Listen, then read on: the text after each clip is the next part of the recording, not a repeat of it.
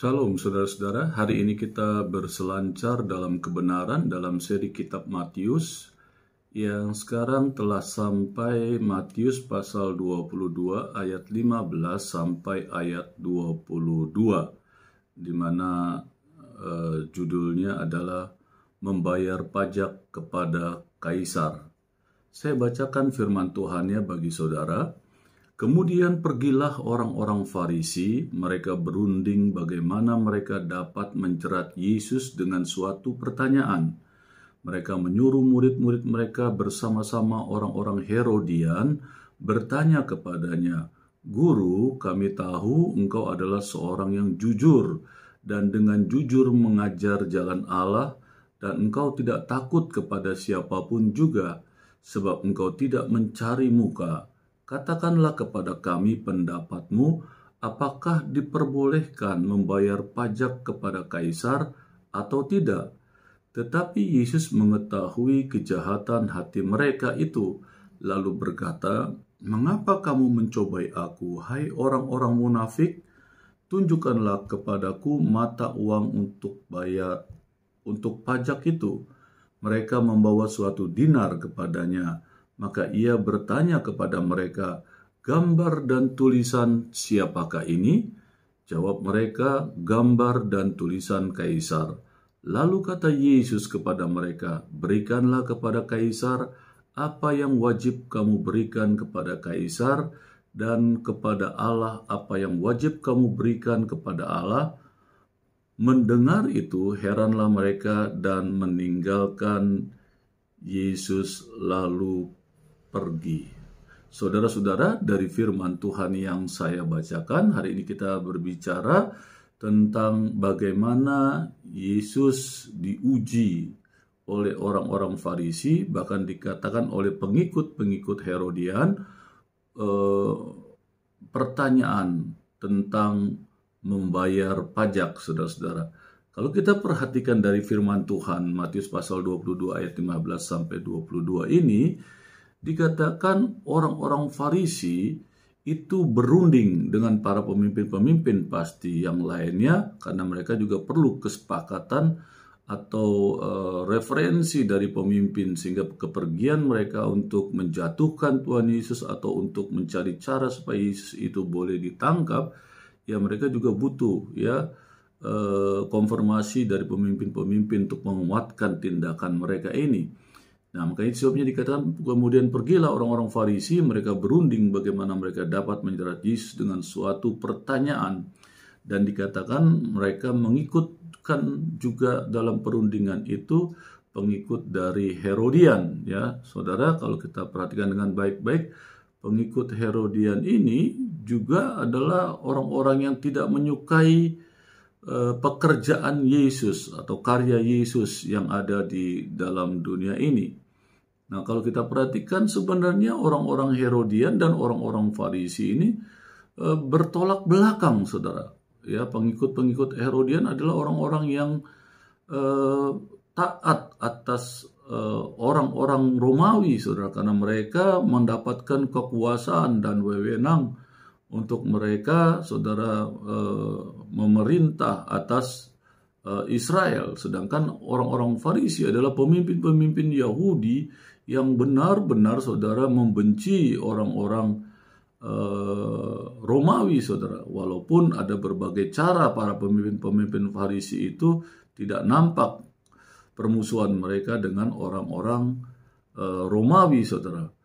Saudara, dikatakan dalam perikop ini perlawanan dari orang Farisi. Kalau kita baca, saudara, di mana 3 perikop sebelumnya Yesus melakukan serangan terhadap pemimpin Yahudi yang ada, saudara. Serangan yang pertama di dalam Matius pasal 21 ayat 28 sampai 32, di mana Tuhan Yesus berbicara tentang 2 orang anak yang dimintakan oleh bapaknya yang seorang kebun anggur, untuk yang satu kedua-duanya untuk membantu dia mengelola kebun anggurnya yang ada. Ternyata salah satu dari anaknya ada yang setuju, ada yang tidak setuju, ya gitu loh. Yang tidak setuju bahkan sadar bahwa dia itu salah dan akhirnya dia mau ya melakukan perintah bapaknya. Sedangkan yang mengatakan iya sebenarnya dia tidak, hanya mulutnya iya tapi hatinya sebenarnya tidak, ya tidak setuju. Nah ini Tuhan Yesus sudah memberitahukan kepada orang banyak pada saat itu, termasuk di dalamnya ada orang-orang pemimpin-pemimpin Yahudi, orang-orang Farisi, ahli Taurat, bahwa perumpamaan ini untuk mereka, orang ahli Taurat, pemimpin-pemimpin Yahudi ini. Yang kedua, perumpamaan tentang penggarap-penggarap yang jahat.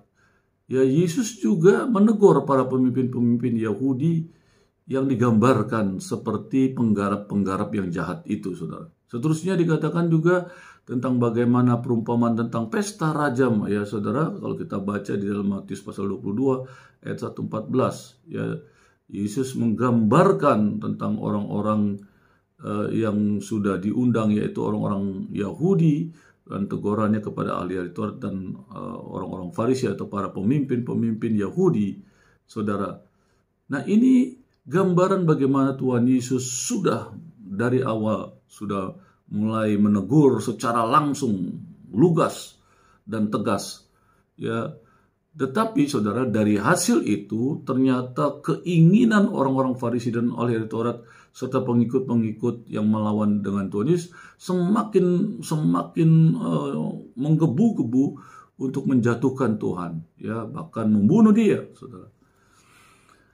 Saudara-saudara, dari cerita tentang perumpamaan ini, saudara, Yesus mau memberikan gambaran tentang yang tadi saya jelaskan, 3 gambaran perumpamaan ini.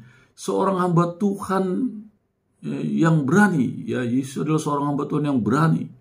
Yang berani karena apa? Menegur dosa.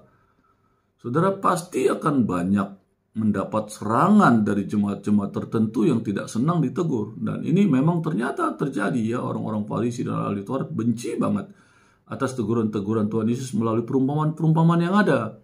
Ya, saudara. Nah, saudara, kalau kita sudah sering memberitakan Injil atau menegur dosa, saya yakin saudara akan mendapatkan serangan-serangan balik. Ya, bisa jadi saudara dulu pendosa, terus saudara mau memberitakan kabar baik kepada teman-teman saudara yang tahu saudara pendosa, wah saudara terhakimi. Dosa lamamu akan diungkit-ungkit oleh orang-orang yang saudara beritakan kabar baik yang tidak setuju atau tidak ingin, saudara. Dan dengan cara menjatuhkan kekurangan saudara yang mereka ketahui, wah berat saudara. Tetapi itulah yang terjadi, ya. Kalau saudara mengerti ini, ya, khususnya ya pada waktu orang-orang yang biasanya saudara tegur itu melihat saudara berbuat dosa. Wah, itu lebih parah lagi, saudara. Yang tadinya yang dulu saudara pendosa bertobat, memberitakan kabar baik dan saudara berubah, itu saja saudara bisa menjadi landasan dosa-dosamu yang lama untuk menghakimi saudara. Apalagi dalam perjalanan kekristenan saudara, saudara melakukan tindakan-tindakan yang tidak benar, bertentangan dengan Alkitab atau firman Allah. Wah, saudara habis. Saudara akan dihakimi oleh orang-orang yang membenci saudara, yang tidak menerima kabar sukacita yang saudara berikan kepada orang-orang itu, gitu ya. Banyak orang berusaha, saudara, menjerat orang Kristen, ya, dalam kata-katanya, saudara, bahkan dalam perbuatannya, dalam sikapnya, saudara. Karena itu kita harus hati-hati, saudara, kata firman Allah dalam berbicara. Amsal 10 ayat 19 menyatakan demikian. Jadi saat inilah kesempatan yang diambil oleh orang-orang Farisi dan pengikut-pengikut Herodian untuk melancarkan serangannya kepada Yesus. Dengan tujuan untuk menjebak Yesus dengan pertanyaan-pertanyaan yang seolah-olah murni sebuah pertanyaan yang mereka tidak tahu harus menjawabnya, seolah-olah mereka tidak tahu, sehingga mereka bertanya kepada Yesus.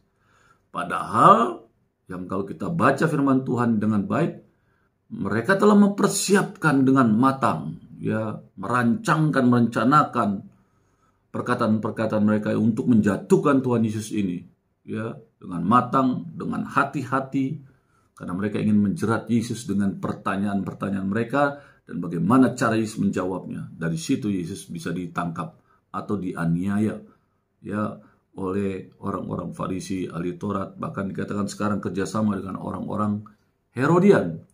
Mereka melakukan pertanyaan di muka umum, saudara, supaya orang banyak melihat, mendengar. Karena dengan tujuan kalau Yesus menjawab tidak tepat, maka terjebaklah Yesus. Sehingga dengan mudah mereka menangkap Yesus, saudara. Pertanyaan yang diajukannya adalah demikian. Apakah diperbolehkan membayar pajak kepada kaisar atau tidak? Itu pertanyaan Yesus, orang-orang ahli-ahli Taurat dan orang-orang Farisi serta pengikut Herodian. Karena saudara supaya mengerti, pada zaman Yesus ada 3 pajak yang diberlakukan oleh pemerintah Romawi. 1 pajak bumi. Pajak bumi itu orang harus membayar pajak kepada pemerintah 1/10 dari gandum, 1/5 dari minyak, dan anggur yang ia hasilkan. Nah, saudara, pajak ini dibayarkan sebagian dalam bentuk natura dan sebagian lagi dalam bentuk uang yang setara nilainya. Saudara, yang kedua adalah pajak pada zaman Romawi, dikatakan pajak penghasilan. Tadi pajak bumi, yang kedua pajak penghasilan. Harus dibayarkan sebesar 1% dari penghasilan seseorang. Wah, itu pasti tahu mereka orang-orang Yahudi, karena mereka dididiknya itu udah bertahun-tahun, puluhan tahun, bahkan ratusan tahun untuk mereka melakukan ini. Terlebih kalau pajaknya itu pajak untuk orang Romawi, ya mereka baru mengalami itu, dan sehingga akhirnya mereka menjadi berat hati untuk membayar kepada orang-orang Romawi yang penindas mereka. Jadi kalau pajak penghasilan harus dibayarkan sebesar 1% dari penghasilan seseorang. Jadi kalau 1 juta berarti 1.000 rupiah, gitu ya.